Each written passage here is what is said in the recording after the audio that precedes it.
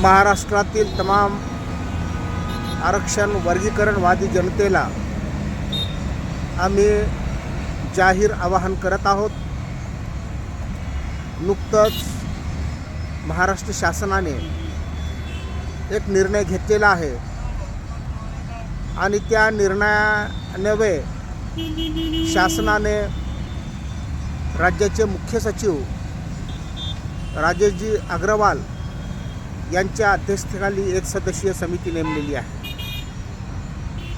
या समितीचं कामकाज सुरू होईल। शासन स्तरावरून काम करत राहील।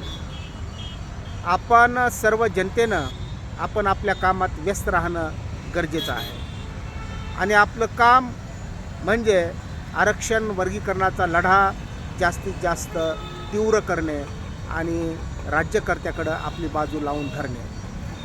याचाच भाग म्हणून नांदेड येथे 7 एप्रिल 2026 रोजी मातंग समाजाच्या पुढाकारातून फार मोठा मोर्चा निघणार आहे, आंदोलन होणार आहे। या आंदोलनात महाराष्ट्रातील सर्व जनतेने हजारोच्या संख्येने सहभागी व्हावं आणि आरक्षण वर्गीकरणाच्या अनुषंगानं आमच्या भावना, आमच्या संवेदना अत्यंत तीव्र आहेत अशा पद्धतीचा संदेश आपण राज्य सरकारकडं पोचविला पाहिजे।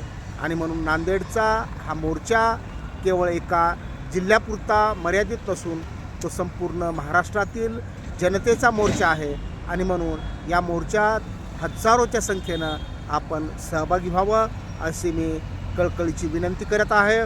मी कॉम्रेड गणपत भिसे, लाल सेनेचा कार्यकर्ता मी येत आहे, आमचे सर्व कार्यकर्ते येत आहेत।